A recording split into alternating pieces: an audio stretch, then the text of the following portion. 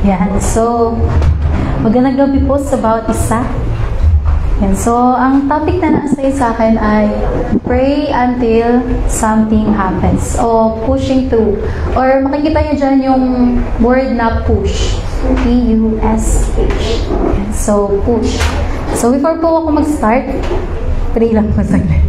Let's pray. Ama naming Diyos sa dakila sa lahat, Lord God. Ama, maraming salamat, Panginoon, sa gawin ito, Lord God, na patuloy na kami makapakinig at pag-aralan, Lord God, yung patungkol, Lord God, sa pananalangin, Lord God, how to push through, Panginoon, Lord God, sa pananalangin, Lord God. At nasa, Lord God, dalahin ko, Panginoon, na ikaw yung kumilos, Lord God, sa gawin ito. Dalahin ko po, Panginoon, Lord God, na pangungusap na banal na spirito, Lord God, sa buhay na bawat isa, Lord God, naririto, maging sa mga nanonood sa live. Even, Lord God, sa iming call, Panginoon, I pray na ikaw yung speak, Lord God, through my mouth, Panginoon, Lord God, that you will use me as your mouthpiece, Panginoon, Lord God. Maraming salamat, Lord God, sa presence mo, Lord God, that is in this place, Panginoon, Lord God. I-stay mo lang, Lord God, yung presence mo, Panginoon, Lord God, and let your, Lord God, glory, Panginoon, Lord God, over and populate, Lord God, this place, Panginoon, in the name of Jesus, in the mighty name of Jesus. Thank you, Holy Spirit. Thank you, Lord God, for you are our help, Panginoon, Lord God. At kung saan, Lord, ikaw yung patuloy na mag-motivate sa amin, mag-encourage, Lord God, sa amin, kung paano, Lord God, na hindi mag-give up, Lord God, on prayer, Panginoon. Maraming salamat, Panginoon, sa lahat ng gagawin mo, Lord God. I pray that you would wash us, Panginoon, with the blood of Jesus, Lord God, and cover each one of us, Lord God, with the blood of Jesus, even this prayer, Panginoon. To you, all the highest glory, praise, and honor, in Jesus' mighty name we pray. Amen. So, yan nga po, yung topic po na na-assign sa akin. Wow, first yan, yung topic na na-assign sa akin ay, yan, pray until something happens. So, ayan, so hindi ka na papatagalin. Next slide. Wow, may maganon. Hindi ko nakita yun. So, yung verse na, yung key verse natin ay yung sa Lucas 18 verse 1. Nagsabi si Jesus ng isang talinhaga sa kanila upang ipabatid sa kanila na kinakailangang manalangin lagi at huwag manghina. So, ito yung parable of the persistent widow. Ayan, so familiar kayo dyan, persistent widow. And, ayun nga, next slide po. Yun, so, ito ako dyan kasi habang ginagawa ko, nakikichismis sila doon habang in-interview. So, isipin nyo, kayo yung nandyan. Kayo yung in-interview. So, what motivates you to pray? And what prompts you to start praying? How can you tell if you're praying too much? And, sige, basahin ko lang yung script ko para di sayang to. Ano po ba yung nagmamotivate sa atin mag-pray? Ano yung nagiging trigger point para mag-pray ka? Yan. So, paano mo masasabi na sobra-sobra na pag-pray mo? Meron ba ganun? Sobra-sobra na pag-pray ko. Yan. Masyadong mahabang oras na nalalaan eh. Ang dami mo pang kailangan gawin. May mga ganon. Or, natanong mo na din ba? Natanong na din po ba natin sa mga sarili natin na hanggang gaano kahaba ba dapat akong mag-pray? Natanong niyo ba yun? Hanggang ano oras ba ako dapat? Hanggang, ano ba? Hanggang 30 minutes? Hanggang ganito lang ba? Ganyan. So, yan. O hanggang kailan ba ako matatapos sa pananalangin? Yung mga naiinip dyan, hanggang kailan ako matatapos? Ay, sorry. Yan. So, pero, ang masasabi ko lang po sa inyo ay, next po, ganun ulit. Next slide. Next song, please. So, masasabi ko lang sa inyo ay, do not give up on prayer. We need to push. Yan. So, yun nga yung push, pray until something happens. So, may mga Bible characters na tayong dadaanan para ma-remind and encourage tayo to not give up on praying until something happens. So, next po. Sige po. Una po ay si Hannah. So, kilala niyo po si Hannah? Yes. Kilala niyo po yan. So yan nga si Hannah, very familiar siya sa atin kasi diba, siya yung ang tawag sa ganun? Barren. Yan. Barren, diba, hindi siya magkaanak. Tapos, every time na pupunta siya sa temple, every year, diba, lagi niyang pinagpa-pray, nare-request sa Panginoon na bigyan siya ng baby. And ayun nga, as she fervently and repeatedly pray for a child, eventually, yun nga, nag-give birth siya kay Samuel. And after pouring out her heart to God. So, yung kay Hannah nga, nung hindi siya magkaanak every year, na pagpunta nila sa temple, hindi siya nagsawang ipanalangin na magkaanak siya, hanggang sa ipagkaloob na sa kanya ni Lord, yung request niya, at inalay niya pa yung anak niya para sa paglilingkod sa templo. So, meron ba dito gusto magkaanak? Soon daw, soon. Pero yun nga, di ba? Para sa mga tao, di ba, na katulad kay Hannah, may inspire tayo na, di ba, hindi siya nag-give up on prayer. Nag-push siya. In-apply niya yung pray until something happens. So next po, I see Elijah. So very familiar na din sa atin si Elijah. Di ba, si Elijah, nung time na hindi umuulan, nag-pray si Elijah. And, nung una, di ba, meron siya, di ba, servant na kasama. Tapos, habang nag-pray siya para sa ulan nga, di ba, nandiyan sa may dagat dyan. Tapos, habang nag-pray siya, pinatingnan niya sa servant niya kung meron na bang ulap na, para may nakikita ba siyang something na ulap, ganyan, para mag-pour out ng rain. And kabalik-balik, di ba, sabi nung servant, wala akong nakikita. Tapos, nag-pray ulit si Elijah. Tapos, pagbalik, wala ulit. Di ba, hanggang sa dumating na sa point na, di ba, nung nag-pray ulit si Elijah, tapos pagpunta nung pagbalik at pagtingin nung servant, nakita niya na meron ng, may little clouds na, may something na. May something na. May nangyari, di ba? At ayun nga, makita natin na kay Elijah, hindi siya nag-give up on prayer. Kundi, di ba, nag-push through ulit siya. Ano ibig sabihin? In-apply niya yung push. Pray until something happens. Yan. So, next po ay si Nehemiah. Ngayon, si Nehemiah, ang daming watermarks ng ano.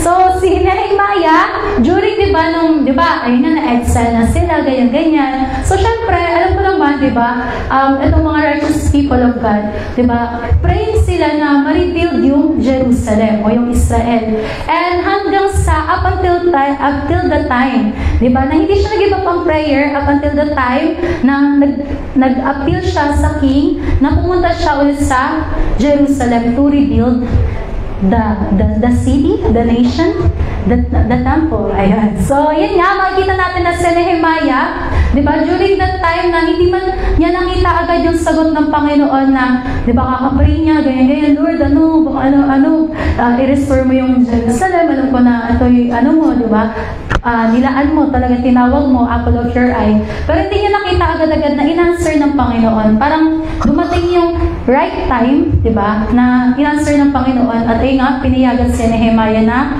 bumalik ng Jerusalem. So, yun nga, sorry Okay, si Zacharias.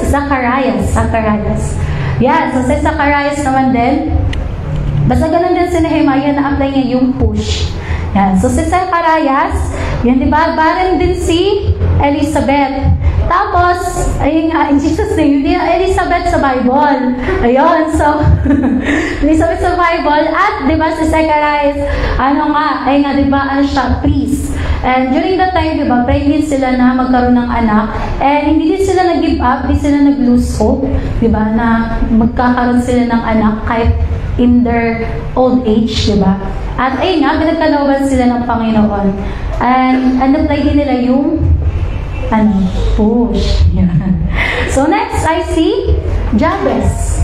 So si Jabez, di ba, siya, parang contradicting nga yung hinihiling niya, di ba? Kasi yung meaning ng pangalan niya ay, ano meaning ng pangalan niya?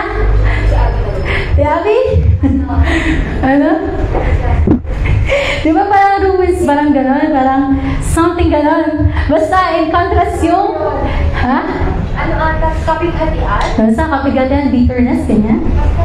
Basta maganda, hindi magandang ng pangalan niya, meaning, di ba? Pero, ang pinag-pray niya, kahit in contrast dun sa nag-push through siya na may gagawin si Lord na something yung sa buhay niya. Kahit gano'n yung meaning ng pangalan niya, kahit alam niya na, di ba, mostly, kung ano yung pinangalan nga dun sa Israel nga, di ba, kung ano yung pinangalan dun sa tao, yun yung magiging buhay niya. Pero si Jabez, nag-push through siya. Sabi niya, di siya papayag na gano'n lang yung magiging buhay niya. Kundi, nag-push through siya, nag-pray siya na yung God's blessing and expansion sa buhay niya.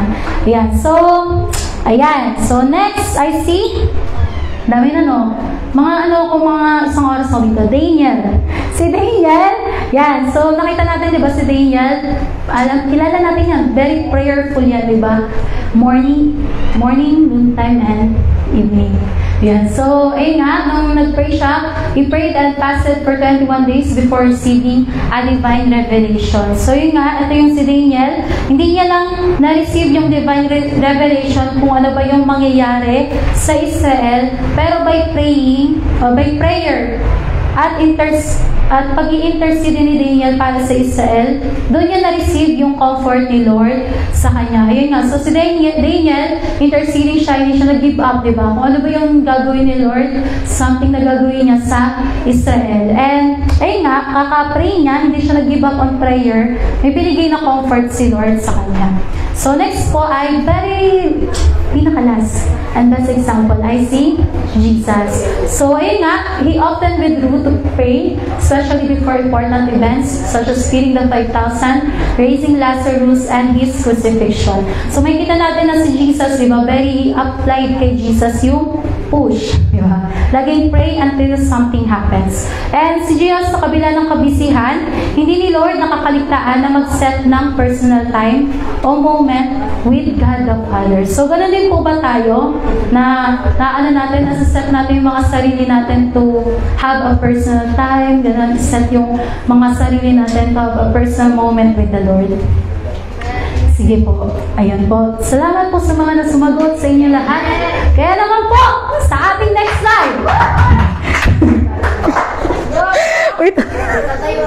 Wait lang. Okay, so next slide natin.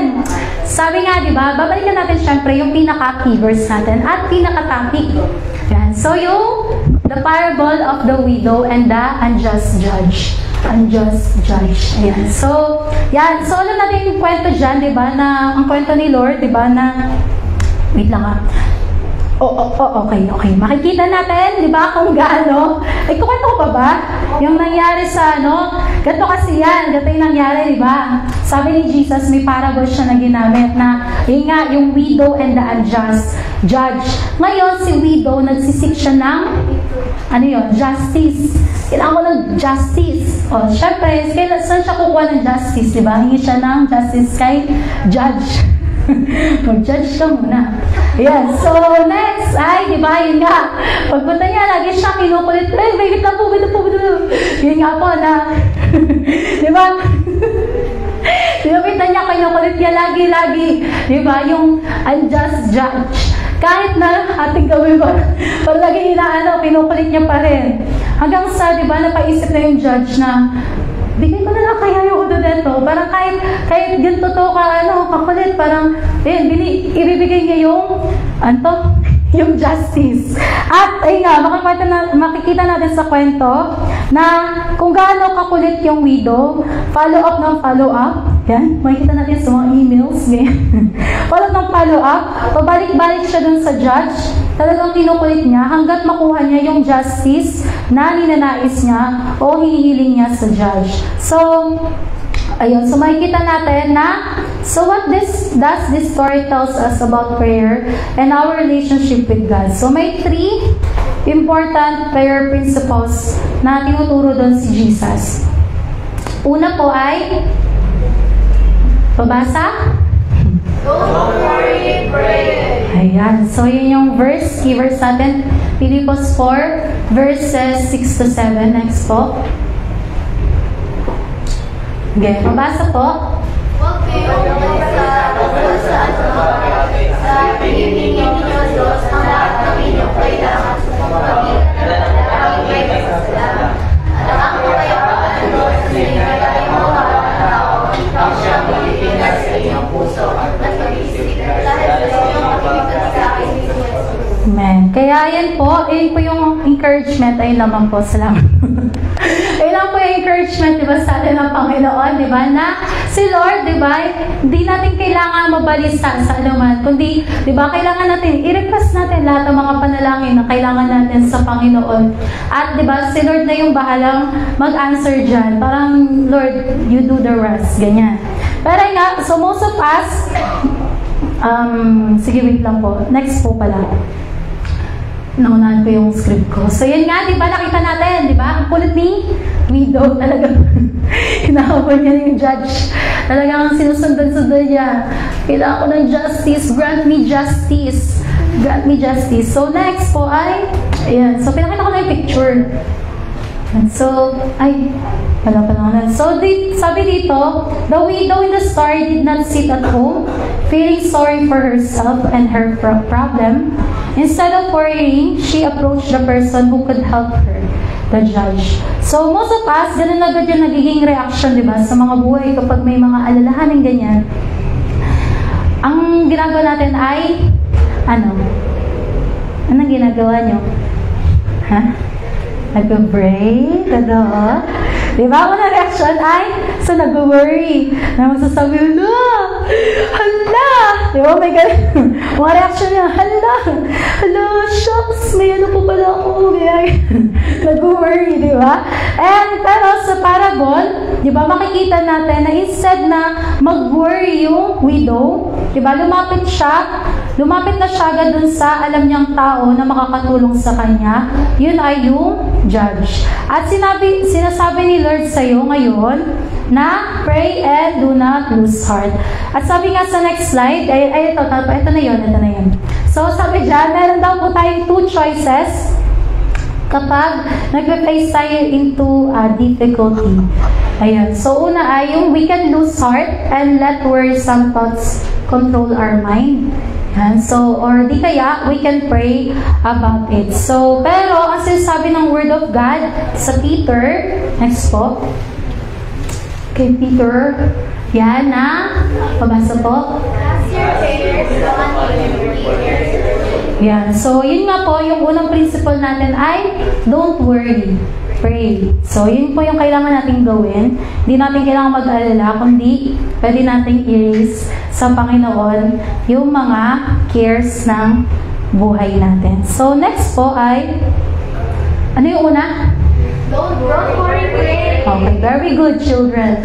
Second principle ay? Don't be afraid, persistent. Very good.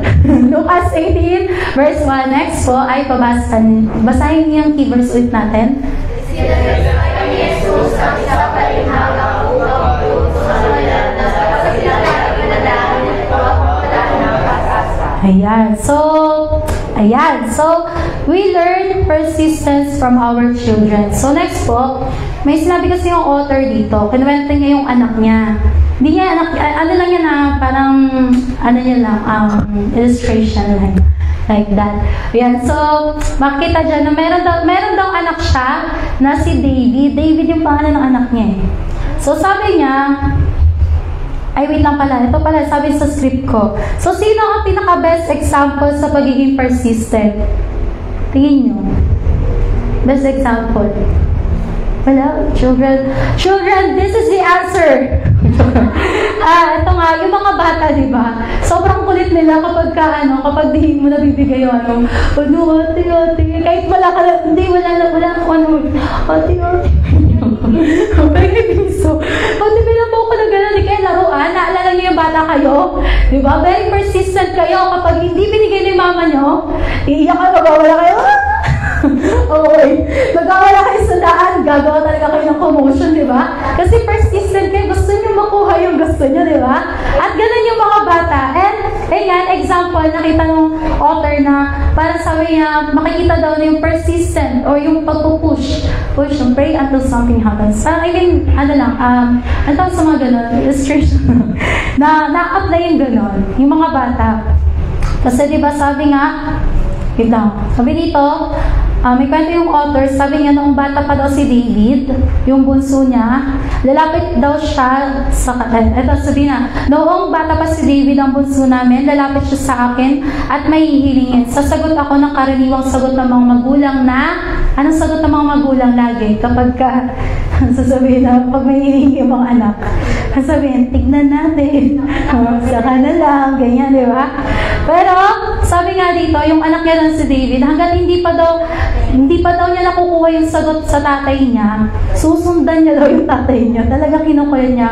Habang may dalang pag-asa sa mukha, may pag-asa sa mukha. Talagang may paiyak-iyak pa, may pa-emotion pa. Emote-emote. Ganyan, di ba?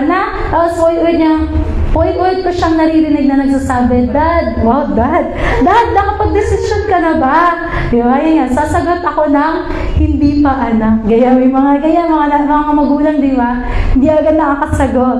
Pero patuloy siyang sumusunod at nagtatanong. So, ganun daw po yung pagiging persistent. Hindi ka mag-give up basta-basta hanggat hindi mo natatanggap yung pinapanalangin mo. Pray until something happens. So, yun nga po, next slide po ay parang may skip na parang... So, sabi po dyan, sa Mateo 7:7, pabasa po. Humingi kayo at kayo ibibigyan. Humanap kayo at kayo makakatagpo. Humanap kayo at kayo ipagpo. Ayan. So, yun nga po yung sinasabi dyan. At ano ba yung next nga po? Ayan, stop. Yeah, so, di ba, in the parable, the poor widow kept begging the judge to grant her justice. Di ba, paulit-ulit siya, yun nga, pakulit. Di ba, para lang mabigay yung justice. And she didn't ask once na, hindi niya sinabi na sa judge na, sabihan mo na lang ako pag nakapag-decide ka na. Parang yung, alam niyo yun, di ba, may mga ganun na, dahil nahihiya ka na mangulit, sabihin mo na lang ako pag nakapag-decide ka na, Gisela. Nahiya na ako magkulit-kulit sa'yo. Pero, etong widow na to, wala kang maririnig na gano'n sa kanya. Kundi, pwede niya sinasabi, araw-araw, siguro talaga sinusundo niya to. Diba na, bigyan mo ko ng justice. At ayun nga, she peppered his ears with persistent petitions. So, meron po ba daw tayong pagkakataon na tinanong natin, may hiniling tayo sa Panginoon and hindi siya sumagot agad-agaran? May ganun ba? May mga moments ba na ganun? Ano yun? May mga moments ba na gano'n na may hiniling ka sa Panginoon pero si Lord hindi niya agad-agaran na sagot? May mga ganun ba tayong moments? Oo naman. Meron din, di ba? Pero, ay nga, tapos nag-give up ka na sa pananalangin. Dahil di nasagot ni Lord, give up na ako, siguro di na ito kalooban ng Panginoon. Sige, next prayer request. Ganyan. So, yun nga, para sa amin dito, the most effective prayers in the Bible are those that were prayed persistently. So, nakita niyo, di ba, yung mga Bible characters na sinabi, yung in-example kanina, at lalo, especially itong widow, na yung effective prayers daw po, nagkakaroon ng answer, ay yung mga panalangin na pinag-pray persistently. So, yun nga, nakita natin na sinagot nga ng Panginoon. So, sabi po dito, sabi dito sa Psalms 55 verses 16 to 17 na, si David talks about praying evening, morning, and at noon. So, si David, makikita natin best example siya. Nagpapray siya in the morning, in the noontime, and in the evening. And, di ba, nakita natin, God hears his voice. And why? Because David was persistent in his prayers. So, even si Jesus, di ba? Sabi dyan, next slide po. Yung picture pala. Sorry, hindi na. Ayan, so even Jesus prayed persistently. So, in the Garden of Gethsemane, di ba, he poured out his heart to God. His persistent prayer was so intense that drops of blood like sweat on his forehead. Yun ang gabi, no? Ang gabi yung persistent talagang na prayer ni Jesus na talagang yung pawis niya, di ba? May halo ng dugo. Like sweat. And so he prayed again and again, Father, take this cup from me, but not my will, but your will be done. So si Jesus, di ba, hindi niya naman agad-agaran, di ba, sabi niya, Father, let this cup, pass from me, di ba? Pero, but not my will, but your will be done. Nakita natin na hindi naman siya in-answer ng Diyos Ama na inalis yung cup or niligtas na siya dun, parang na siya. basta yun, inalis siya, hindi na mag-go through dun sa crucifixion. Pero, nakita natin na may binago, di ba, si Lord sa kanya, na instead na i-answer ni Lord, di ba, binigyan na lang ni God the Father si Jesus ng strength and resolve, di ba, to face the cross. So, may mga moments na ganun din sa buhay natin, di ba, na hindi naman natin kailangan talaga agad-agaran ng may mga moments na ikaw yung na-assign, ganyan. Tapos, parang, yun talaga yung example ko, na yun lang pumasok sa isip ko eh. Kaya ikaw yung na-assign, di ba?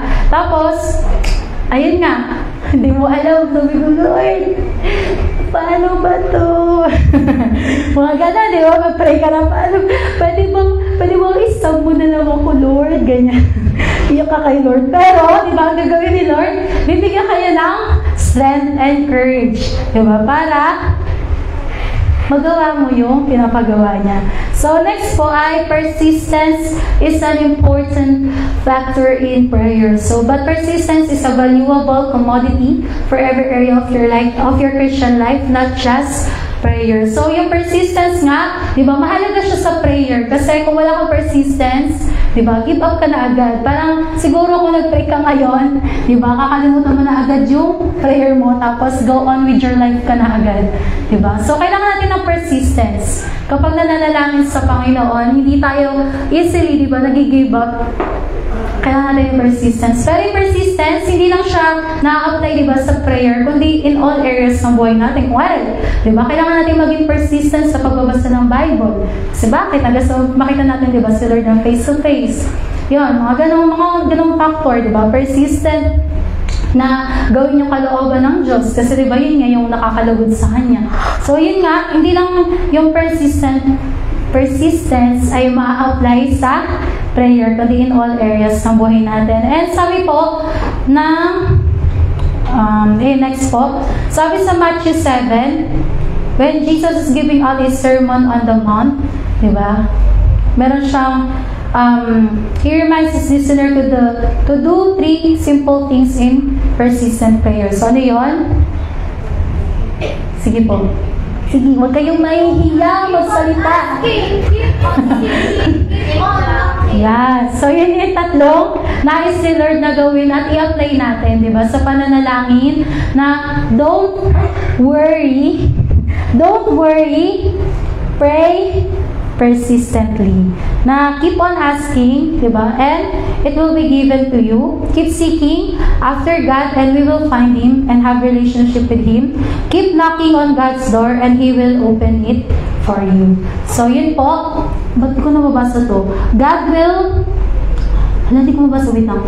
God will answer our prayer, but He will answer them in His own way. So, may mga ganun, di ba? Minsan, pag nagpa-pray tayo, gusto natin yung gawin ni Lord, yung the way we imagine it. Ganyan. The way we imagine it. Lord, ganito, gaya-gayan. May mga ano. Pero, di ba si Lord, nag-answer siya in His own way. Minsan pa, mas better pa yung ginagawa ni Lord. So, next principle ay, sige. Sige, ano yung una? Don't worry. Pangalawa? Don't be persistent. Yeah. Very good, children. And the third, and don't doubt, pray positively. Next po, sa Santiago 1:6. Babasa po.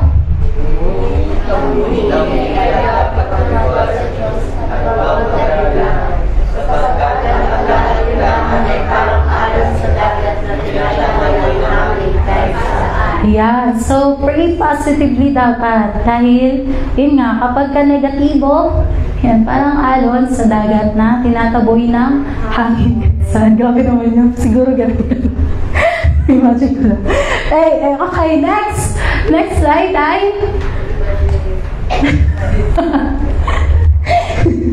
ayan, so, ayun nga, makikita natin, di ba, yung widow, hindi siya nag-worry. And she was persistent in her request. Sabi dyan, ayun nga, nakita natin, di ba, na persistent siya sa pananalangin. Pero, makikita pa natin, makukumpara ba natin si Lord dun sa unjust na judge? Na kailangan pang, pilitin, kailangan pang, na, Lord, kailangan may gawin mo na ako, gano'n? Diba? Hindi ganun si Lord. Kundi, ano siya, iba siya.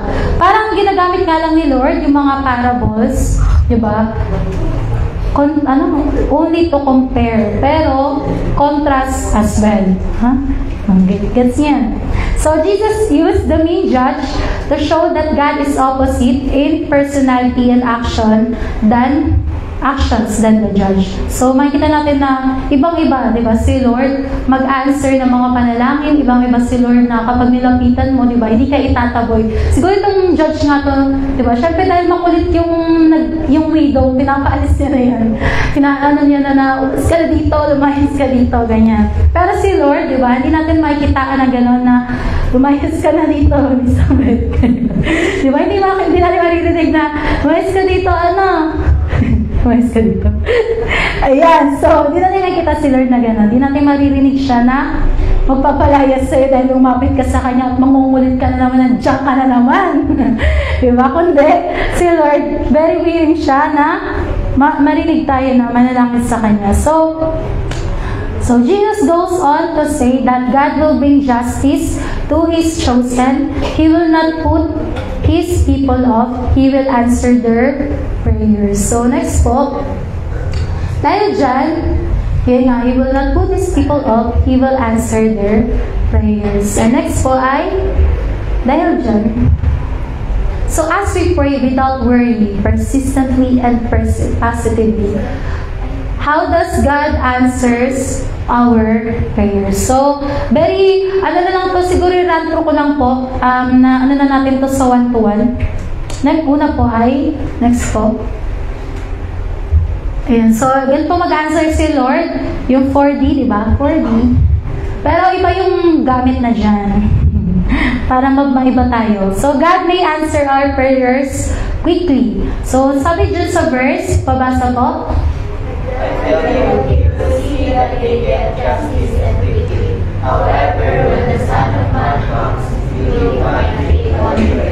Ayan. So, yung sinasabi dito, di ba, na, ayun yung quickly dyan na sinasabi, yan daw po yung word na suddenly.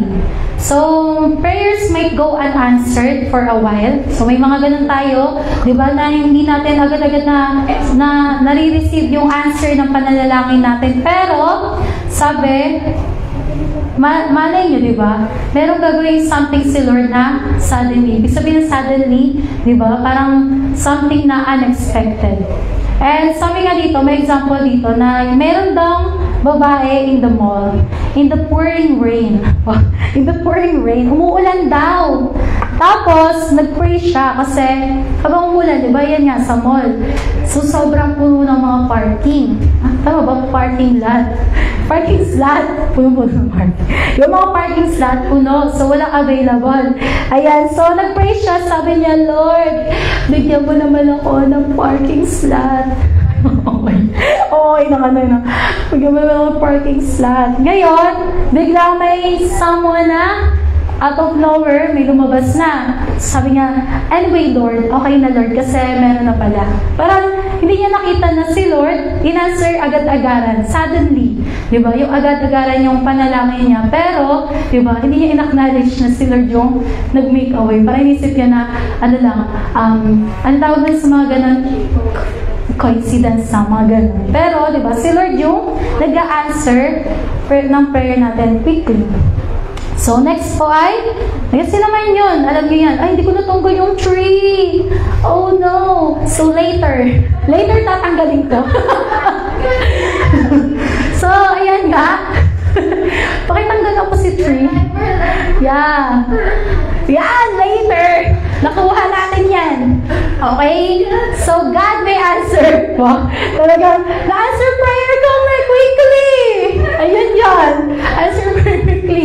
So, na pangalawa ay, God may answer our prayers later. So, dito sabi, God delays are not God's denial. So, hindi porket, di ba, sinabi ni Lord, later na yung prayer mo, di ba, later ka na isasagot, ibig sabihin na nun, ayaw na ni Lord, di ba? Minsan, di ba, kailangan lang natin mag-wait. Kasi, may mga moments, di ba, na hindi pa yun yung right timing para ibigay yung sa'yo ni Lord. So, sometimes daw po, our sense of timing is not God's timing. So, dapat natin gawin ay pray persistently pa rin and wait for His answer. I-apply nyo ang push. So, next ay no. So, God may answer our prayers better. Sabi dyan, sometimes we don't get what we ask for because God has something better in store for us. So, may mga moments naman, di ba, na hindi lang ina-answer ni Lord, sasabi ni Lord later na yan. Pero, dahil sa later na yun, maling di ba, may something better pa pala in store si Lord para sa inyo. So, kailangan natin hindi mag-give up. At i-apply ang push. Very good kayo, children. Pang-apat ay, yan, God might, galit na si ate girl. God might answer our prayers with a no. Ganyan ba kayo? Nagagalit kayo pag no, sagot ni Lord? No! No! No! Yan, so, sabi dito, ayun, sometimes what we want is not ever right for us. So, may mga moments daw na may pinapanalangin tayo kay Lord na gustong-gusto natin, pero hindi yun yung kalooban ng Lord. Nakatingin ako ngayon. Charis. Oo nga. Di ba? May mga moments na gano'n na kala natin, di ba? Para sa atin na Lord, dahil gusto ko talaga to. Gusto ko talaga to. Pero, sinasabi ni Lord, it's a no. Kasi, bakit? Diba? Hindi yun yung best and magiging right for us. So, nga, sabi ni author, I have often prayed and got no. But it was the best answer. Nakita niyo yun? But it was the best answer I could get. So, as Gort Brooks. Oh, God. So, sabi dyan, sometimes I thank God for answered prayers. Some of God's gifts are unanswered prayers. So, maling, di ba? Answered prayer yan. Mga God's gift daw yung mga unanswered prayers natin. So, ayun nga, dahil dyan, ano yung apat na way ni Lord pa na mag-answer? Walang cheating! Walang cheating! Alam ko na? Quickly? Later? Better? No. Wow. Yun lang yung mga keywords, di ba, na maalala natin. At, di ba, yun nga, kailangan natin i-apply yung push. Kasi, di ba, yun nga, may mga different answer man si Lord. Pero, what we have to do is to push, to pray until something happens. So, hindi tayo mag-give up on prayer, Yan. So, in our conclusion, ngayon naman, ito, makikita nyo ang comparison ni, next slide po, ni Hannah and, sino kaya yan? Very good, children. Si David. So, si Hannah, di ba, makikita nyo, in comparison lang to na si Hannah, di ba, as she prayed fervently, di ba, with so much, zeal and earnestness of heart, di ba, natanggap niya yung pinagpa-pray niya, which is yung magkaroon siya ng baby. And sabi nga, possibly, during the times na nagpa-pray si Hannah niya habang hindi pa sinasagot ni Lord, yung panalangin niya, merong kinikreate si Lord na hindi lang yung parang dahil sa sinusot niya na gusto niya magka-baby, ganyan, parang nire-write ni Lord yung niya din, yung heart niya. Kasi possible, di ba, na kapag binigay ni Lord agad yung baby kay Hannah, magiging form of idol niya yun, di ba? Pero, ayun nga, as time goes by, di ba, may kinikreate, may something na binibuild si Lord within kay Hannah. And ayun nga, na to create something within her to keep her commitment to God. So, yun yung pino-form ni Lord na hindi man natin agad-agad, di ba? Minsan kasi baka yung form ng dahil nagre-request na tayo ng panalangin kay Lord dahil, alam nyo yun, yung parang Lord, pag-pray ko to kasi gusto kong doon ka lang magiging active, doon ka lang magiging, yung parang habang hindi sinasagot ni Lord yung prayer or something ganon, parang doon ka lang magiging, kapag hindi sinagot ni Lord, hindi ka na magiging magiging active, hindi ka na-attend, hindi ka maglilingkod sa Kanya, ganyan. Pero, di ba, ang ninanais si Lord, kaya bakit ganun, dinidelay ng Panginoon yung answer, is dahil may pinoform pa siya sa within, di ba, sa atin. Meron siyang something na binibuild sa atin, may inaayos siya. And kay David, di ba, malay nyo, ganun kayo kay Hannah, di ba, may something lang na binibuild si Lord, kaya hindi niyo pa nakukuha yung answer. And kay David and Bathsheba, di ba, nung time na nagkasala, di ba, si David and si Bathsheba, di ba, nag-conceive ng baby, and yung baby ay hindi maglalas. I mean, hindi siya hindi siya mag-go on in life. Pero ayun nga, makikita natin na yung nga, si David, di ba, nag-plead pa siya sa Panginoon, talagang fasting, talagang hindi siya nagpa-entertain, ganun pa, hindi siya nabigyan ng paaliw. Pero, ginawa niya, nag-pray siya. Hanggang sa, yung natanggap niya nga na answer sa Panginoon ay no. So, makikita natin, di ba, na si David, di ba, makikita natin yung different responses. Diba? Na si David, nung tanggap niya yung prayer, ay yung answer ng no sa kanya ng Panginoon, ano yung ginawa niya? Tingin niyo. Kung alam yung kwento, ano ginawa niya? Anong ginawa niya? Anong ginawa niya? Anong ginawa ni David after niya ma-receive na no, tas yung baby ay namatay? Anong ginawa ni David? No, Bible school no kayo, Sunday school. Pero diba, yung ginawa ni David, diba, nag-worship siya sa Panginoon. Naligo siya, ginanay niya yung sarili niya, tapos napunta siya sa temple, at pinuri niya pa rin si Lord. So makikita natin in different, tawag na to, yung ginagawa ni Lord, na kay Hannah, may delay, pero may something kinikreate si Lord. May binibuild siya something within. Kay David, no, pero, di ba, yung respond ni David, possible kasi daw na, sige, yun nga, na si David, no man, pero, ang naging respond niya is, si Hannah, di ba, na binigay sa kanya ni Lord yung panalangin, di ba, yung pinanalangin niya, yung kinita within, di ba, ang naging respond niya, di ba, hindi niya naging idol yung anak niya, kundi, willing siya na i-sacrifice. So, talaga iaalay yung anak niya para sa paglilingkod sa Panginoon. While si David, di ba, kahit knowing na natanggap niya na sagot sa Panginoon, di ba, nag-worship pa rin siya sa Panginoon. Pinili niya pa rin na, Lord, kahit in the good times and in the bad times, ikaw pa rin yung Diyos ko. Parang gano'n na, hindi magiging, magdedepende yung sagot ng Panginoon sa atin sa pagiging Diyos niya sa atin. Parang, Lord, kapag mabuti, maganda yung mga nangyayari sa buhay ko, Diyos kita. Pero pag something bad, ayoko, Lord, hindi kita Diyos, ganyan.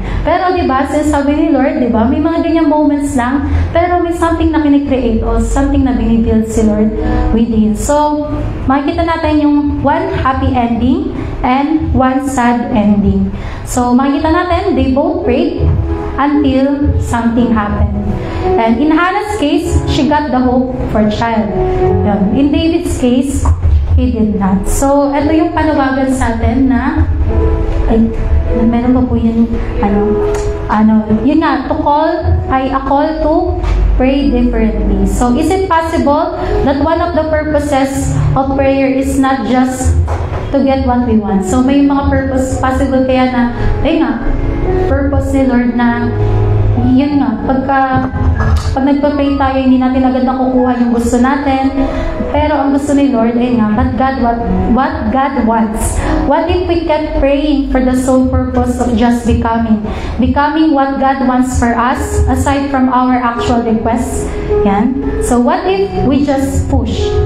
Pray until something happens to us and not necessarily our circumstances. To be more trusting of God, to be more holy, to be more compassionate, to know God better and experience Him even through pain or disappointment. Nasasabi niyo pa rin ba na Diyos niyo pa rin si Lord kahit in the good times and in the bad times? Ano niyo pa rin ba si Lord na ma-appreciate niyo pa rin ba yung mga answer ni Lord na later, may better pa ako dyan, may no yung sagot ko dyan sa prayer mo? Pero nga, the very act of prayer Next po. The very act of prayer changes us. It makes us better. So, may binabago talaga. Kaya, ayun nga, do not give up. It may be an opportunity to experience something deeper, richer, and more intimate than the request itself. Push. So, yun nga na, di ba, may mga moments, sorry, pinapatagal pa. Yun nga, may mga moments, di ba, na kapag ka, habang nasa moment ka ng petition sa Panginoon, basta may parang, may experience yun. Ako, personal experience ko yun, na may something ako pinagpapray sa Panginoon, pero na-experience ko si Lord something deeper, richer, and more intimate. Parang hindi ka, inaayos si Lord talaga yung attitude mo, na hindi ka lang magiging after dun sa answer o sa result, kundi may something na change, gano'n. May something na gano'n. Si Lord na ginagawa sa mga buhay natin. So, to be more effective men and women who pray, we are to be people who experience the power of persistent, positive, worry-free prayer. Pray until something happens. So, ayan nga yung push. Next po. Sige po. Yan, sige, next po. Yan. So, sabi dyan, and so the familiar, so God is inviting us to keep praying, trusting, and seeking Him regardless of circumstances. So I invite you to keep praying and never give up. Do not be content with just having a prayer life, but strive to live a life of prayer. So wag lang tayong maging na masabi lang na nakapag-pray, kundi live a life of prayer. So pray continually, pray no matter what, pray until something happens. So yun lamang po. To God be the glory.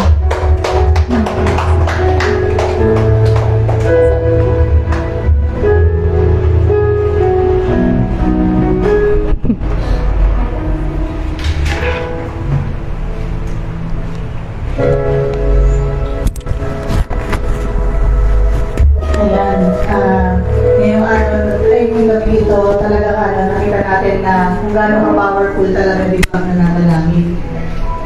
Kaya maraming mga sinasagot ang Panginoon. Kaya nakita rin natin, di ba, sa buhay ni Hannah, di ba, na kagustuhan niya talaga magkaanak. Talagang naging siya, faithful siya sa Panginoon na talagang lungod siya, talaga nanalangin siya na dinggin ng Panginoon yung yung panalangin niya, di ba, na magkaroon siya ng anak. Tsaka pinangako niya rin sa Panginoon na pag nagkaanak siya, talagang iaalay niya sa Panginoon. Parang gano'n din si Mama yung time na hindi siya magkaanak. Kasi nga may sakit nga daw si Mama noon. Sabi rin ng doktor sa kanya na hindi siya magkakaanak, kahit isa. Pero kung magkaanak man siya, isa lang. Pero pag pag nagtiwala ka talaga sa Panginoon na talagang mangyayari talaga yung purpose ng Panginoon sa buhay mo. Pag ginusto mo talaga na magkaroon ng maraming anak, tapos iaalay mo sa Panginoon. Ang hirap din na magkaroon ka ng anak, tapos parang gusto mo lang para maging successful lang sa buhay, di ba? Sa mundo to, di ba? Parang ang hirap talaga ng magkaanak na hindi mo mapagkakatiwala sa Panginoon. Kaya nakita ko rin kay Mama talaga na pinagkatiwala niya yung siyam na anak niya. Talagang nakita ko wala naman naligaw, di ba? Talagang may kita mo dito na yung pagtitiwala ng Panginoon. Pag itiwala niya sa Panginoon, talagang natupad talaga yung will ng Panginoon sa mga anak niya. Na kahit ayaw din namin, mismo ako, di ba? Ayoko talaga magpastor. Pero yun nga, dahil sa prayer talaga ni Mama na, Lord, hinaalay ko itong buong anak ko sa iyo. Kaya kahit tumatakas man ako, pero di ba, talaga nakita natin yung himalang kaparaanan ng Panginoon. Kung paano ako nakasunod, di ba? Talagang para sa akin, hindi ko talaga nakikita yung sarili ko dito tatayo sa harapan. Tapos may masabi na ganito. Parang tuwing titingin ako sa live, tuwing tinitignan ko, parang nahihiya talaga ako pag nakikita ko yung sarili ko sa live. Ayun ang yan pa naman yung ino-overcome ko pa, yung sa social media talaga. Kaya sabi ko, Lord, ginagawa ko to para sa'yo. Kaya sa loob man natin, di ba, parang nahihiya ka, ganun, parang hindi mo alam kung ano sasabihin mo. Pero may praise God, may nasasabi naman tayo, di ba? Kasi talagang ganun yung pag nagtiwala ka sa Panginoon, kakaiba yung lakas na binibigay sa'yo, di ba? Yung wisdom, di ba? Para may masabi tayo. Kasi ginagay tayo ng Holy Spirit. Kaya, huwag tayong matakot na ibigay talaga sa Panginoon yung best natin sa paglilingkod natin, di ba? Para sagutin talaga lahat ng mga panalangin natin. Alam ko, may kanya-kanya tayong panalangin talaga na niluluhod sa Panginoon, lalo na yung pamilya natin, di ba? Kaya huwag tayong susuko kasi talaga sa lahat din na naranasan din ng pamilya namin, talagang niluhod lang talaga ni Mama lahat yun sa panalangin. Kaya ganoon din yung ginagawa ko ngayon, kung paano niya napagtagumpayan lahat ng mga trials din sa buhay. Kung paano siya nanatiling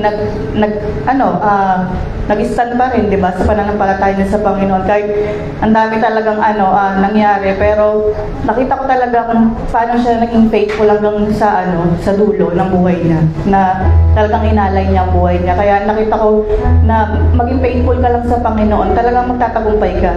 Talagang pag niluhod mo lang lahat sa panalangin, talagang ipagkakaloob ng Panginoon. Walang imposible. Alam naman natin na walang imposible sa Panginoon. Lahat posible pag tinawag natin lahat yun. Talagang yung mga imposibleng mga bagay na mga pinagpe-pray natin, di ba? Talagang mangyayari. Kasi lalo na pag minubuklat ko rin talaga yung Psalms, talagang nakaka-encourage talaga para magpatuloy talaga sa Panginoon. Parang sobrang nakakatakot ng mga nangyari rin kay David, di ba? Pero nagtagumpay siya, di ba? Dahil nga sa tulong ng Panginoon. Kaya patuloy lang tayo lumapit sa Panginoon. Talaga lahat ng nasa loob natin, talagang sabihin natin. Wala naman ibang nakakaalam ng puso natin, di ba? Kundi ang Panginoon lang. Kaya kahit nasabihin mo sa iba, pero iba pa rin talaga pag sa Panginoon mo sinabi lahat. Talagang nakikita ng Panginoon para sagutin lahat ng panalangin natin. Wala tayong tatakbuhan kundi ang Panginoon lang. Kaya yan, manalangin po tayo. Ay, mag-worship. Worship po.